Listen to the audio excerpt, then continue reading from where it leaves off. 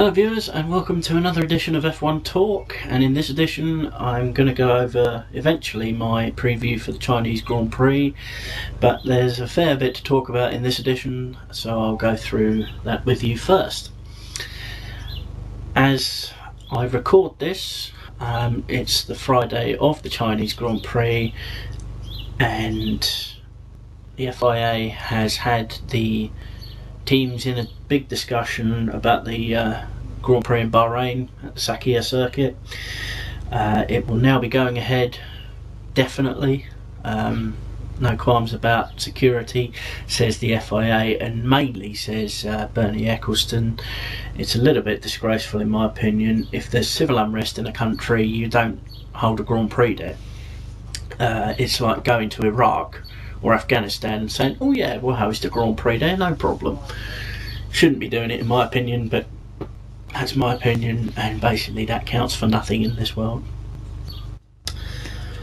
So that goes ahead on the 22nd of April as planned. Red Bull have already stated that they will bring in extra security. I think that should be the case for all of the teams, to be honest with you. There doesn't appear to be any sense.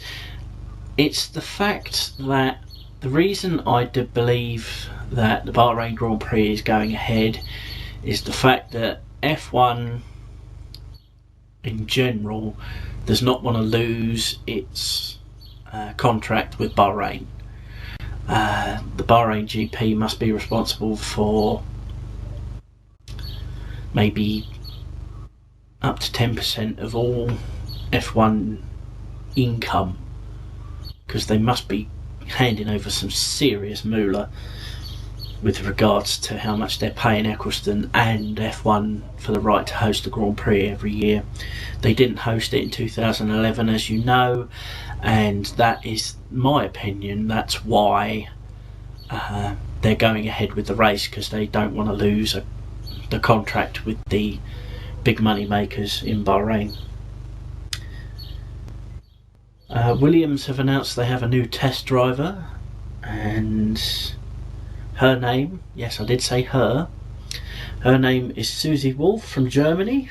And the thing that strikes me about this is a little bit like I think it was Marussia naming a female test driver, but it's all a publicity stunt.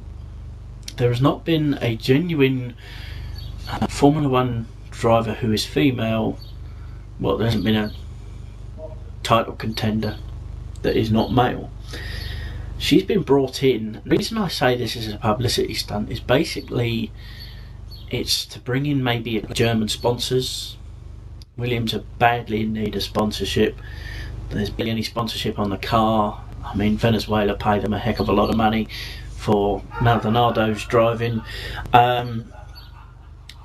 She's not going to get a Grand Prix start. The two drivers are easy enough. Maldonado's proved on the two Grand Prix we've had so far that he's improving. Senna no doubt will improve as his career goes on. But the thing is about this new test driver they've signed, she's 29 years old. Now, to get a successful career in Formula One these days, you need to start young. Now, I applaud Williams for bringing in a test driver of a different gender. It seems to be the way of things. But unless you start young in Formula One, or unless you start, relatively young in Formula One, say 25, oldest is when you start, you're going to get any... not too sure what the word is. You're not going to get progress in the career. In other words, say like if Maldonado or Senna were to injure themselves during the season, she would not be the first choice to replace. Yes, it would be cool to bring in a female driver, no matter how much experience she had. The last female driver was in 1992. I forget her name, but I seem to remember she failed to qualify for any races, and she was dropped soon after, and the team soon after that folded. I say good luck to her. She's a driver in DTM touring cars. She's a respectable driver. but she is not a prospect for the future of F1. She may get more females interested in F1, that's always good. You know, try and get a female Vettel or a female Hamilton or a female Schumacher in.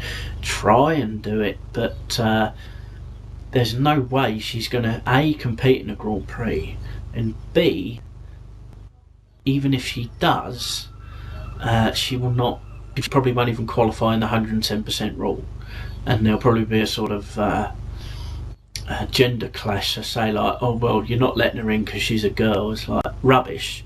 It's all down to talent, and I'm pretty sure she's a very talented driver, but not for Formula One. Call me racist, call me sexist, call me whatever you want. Women cannot drive these cars, and that's been proven since 1992 as far as I'm concerned, and it certainly won't be proved by this German female driver.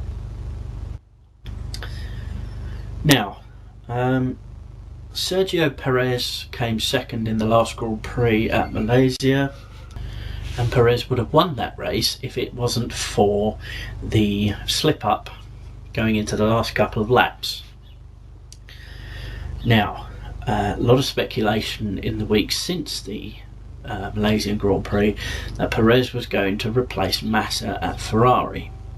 For a start, Sauber have said that he's not going to be changing places, but as you know, as you know in the world, money can change hands and contracts can change hands. Ferrari have got limitless funds. They can buy out any driver on the grid and get him in the car at Maranello. There's no problem there. But the biggest problem I have with this is the fact that we're 2 races into the season, and you know, even I think Felipe Massa's lost it. He hasn't found it again since the horrible crash at Hungary in 2009. And you know, it's not the same Felipe Massa that was challenging for the title in 2008, but still, to have your career talked about in that way, even after 2 races, has got to play on your mind, which has got to put immense pressure on Felipe Massa. The Ferrari isn't the best car out there. It's not even the 4th best car out there at the moment. And the mere fact that Alonso won in Malaysia due to the changeable weather conditions puts even more pressure on Massa, which is why the rumours about Sergio Perez going to Ferrari surfaced. I'd give Massa until round 10 maybe, because that's halfway through the season, and if he's not perked up, if he's not contributing to the constructors tally, then think about replacing him.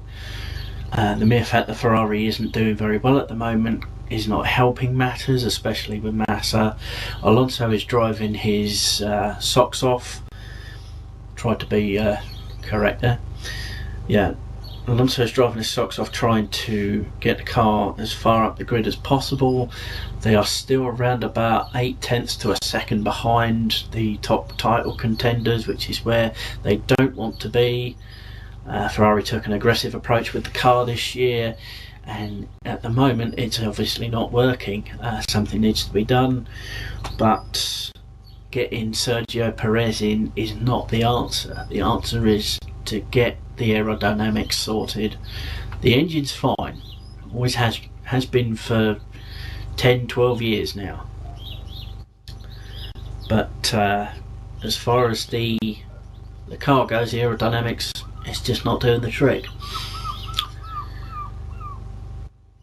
Now, speaking of aerodynamics, there's been a bit of controversy over the last couple of weeks with, and both races we've had so far, teams have launched protests against the Mercedes aerodynamics. The DRS specifically also incorporates an F-Duct. Now, F-Ducts were brought in 2010 by McLaren and a couple of other teams, where it stalls the front wing, so it enables you to go faster. Now, at the present, I do believe Mercedes are the only team to bring this in for this year. We didn't have F-Ducts last year, but they brought it in for this year, and yet again we've had another protest, this time by the Lotus team. Now, on both races, the FIA declared this F-Duct integrated system with the DRS legal. They have done again after this protest from Lotus, who have decided not to appeal against this decision. Ross Brawn has said that it's a little bit of jealousy from the other teams because, let's face it, Mercedes have looked a lot better this year. But the mere fact Lotus launched the protest is basically because in qualifying you got the two McLarens, possibly Vettel, you know, coming up to third to say sixth, which is about the positions he's been finishing in qualifying. Excuse me. But you've got the Lotus protest because of the fact they are the main rivals as far as pole position is concerned. The Lotuses are definitely quicker than they were last year. This in terms of last year's Renault, obviously. But the Lotus are definitely sort of team 3 or team 4 out there at the moment. Mercedes have easily cleared them, and Lotus feel the way to get back to winning ways is to sort of take out the competition in any shape or form. Now, I'm not accusing Lotus of underhanded tactics. If you strongly feel you're at a disadvantage about anything, you protest it. So like if you get a bill through and the posting you've already paid it and it says final reminder, you phone up the people, necessary people with the information you have that you've paid it and the proof you've paid it, and you go about it that way. That's a form of protest, and it's the same way as Lotus are doing. So basically the FIA declared it legal. What I'm going to do is post a link in the description showing much more detail than I could possibly understand or even relate to those who are watching this video, so you can take a good look at the DRS and the F-Duct stalling system that is at the moment exclusive to the Mercedes, I do believe. Don't quote me on that. Like I say, I don't know the ins and outs of F1. All I know is what I know. And those people that say, well, you should know more, or before posting a video, these are fan videos. You know, I've been watching F1 20 plus years now. I don't know how to set up a car, I don't drive myself, but this is all to do with the rules and regulations and how Mercedes have interpreted them for this season. So on to the Chinese Grand Prix finally, and this is the main reason for the video. Bit of news before we get going. Lewis Hamilton has a 5-place grid penalty for a gearbox change during midweek. And you know, that's the same rules as anybody else. I saw a couple of comments online on an F1 page where it said, well, Hamilton shouldn't have got a penalty, you know, and you know, they can't have one rule for one and one for the other. That's what I'm saying. So Hamilton at the very best will qualify in 6th, and the way he's been qualifying this year, that's probably where he's going to end up. Michael Schumacher fastest in practice too, so that tells you that the Mercedes DRS system, or F-Duct DRS system, is definitely improving their car. Whether they can do that with race pace, because the Mercedes, since coming back to Formula 1, have definitely been the worst team for eating tyres. They're always the first in the pits, and it puts them at a disadvantage even though they have this system. So they need to work on their tyre wear, as you know. But as far as the Chinese Grand Prix goes, unless there's been major strides, see, I only watched the last couple of minutes of practice while I got up this morning, but I can't see anyone actually beating Jenson Button this weekend, either in qualifying or the race. We might get a bit of a surprise from one of the Mercedes, or maybe even Raikkonen or Grosjean in the Lotus, taking a quick poll. But no one should beat Button this weekend, especially if Lewis is down, starting at the best he can in 6th, which basically means the 2 Red Bulls will be up, 2nd to 5th, obviously. They might pose a threat if Adrian Newey and his team have pulled their finger out. But I'm going to predict Button for qualifying and the race. He should win it. When things go well for McLaren, he's usually up there, and at the moment they are the team to beat. Can Mercedes get that elusive first win? Possibly, but this fan says Button, and Button all the way for this weekend. Give us your thoughts, your opinions. I know I've posted this video a little bit later in the week, so things have happened, power cuts and no time, even though I've got all the time in the world.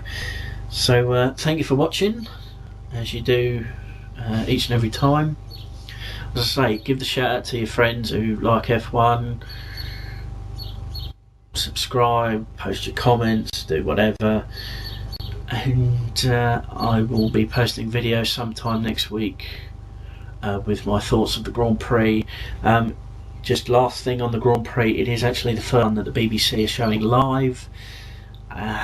Starts at 7 o'clock on Sunday, so if you do get up, I'll be taping it, so I still won't see a live Grand Prix. I